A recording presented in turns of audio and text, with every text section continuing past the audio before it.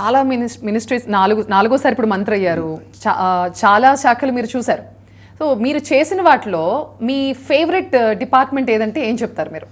అంటే నేను ఒరిజినల్గా పాండిచ్చేరిలో ఎన్ని చేశారు సార్ మీరు చెప్పండి ఒకసారి? రెవెన్యూ చేశారు, ఇప్పటికి ఫిషరీస్ చేశారు, 25 శాఖలు 25 శాఖలు చేశాను. రాబోయే రోజుల్లో ఒక 7-8 శాఖలు మళ్ళీ చేయడానికి మా సీఎం గారు బాధ్యత చెప్తారు.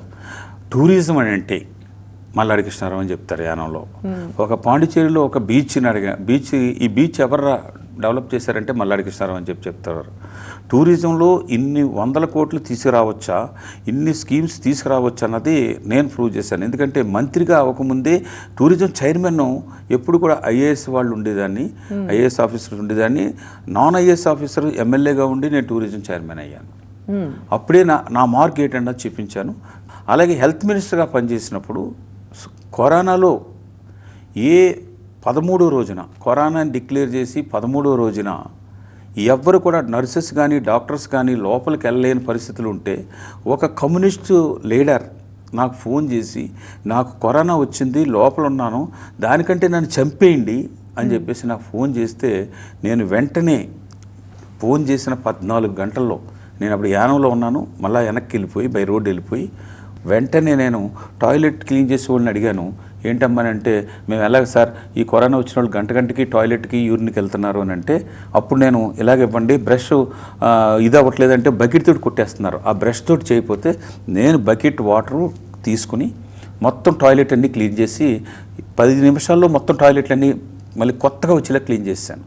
మీరు చేశారా? చేశాను. మీరు లక్షల మంది చూశారు. ఫస్ట్ మనిషి సార్, ఫస్ట్ ఇది నేను చేసి చూపించేప్పటికి అమ్మ ఆ జిగురుగా ఉండేదంతా కూడా ఎందుకు పోయింది, నువ్వు బ్రష్ తోటి పెట్టి తోమి చేస్తే, అంతేగాని వాటర్ మగ్గుతోటో బకెట్ తోటి కొడితే పోదమ్మా అని చెప్పి చూపించి వాళ్ళని కూడా, మీరు కరోనా పేషెంట్స్ అనుకుంటున్నారు, మీరు చచ్చిపోయేవాళ్ళు కాదు, మీకు దీన్ని మీరు కూడా కొంత షేర్ చేసుకుని ఇంట్లో ఉంటే మీ టాయిలెట్ మీరు కడుక్కోవట్లేదా, ఎదట వాళ్ళు వెళ్ళిందని మీరు కడగట్లేదా, మీరు కూడా చేయండి అని చేసేప్పటికి మరుసటి రోజు నుంచి వాళ్ళు కాంబినేషన్లో ఇది అయిపోయింది.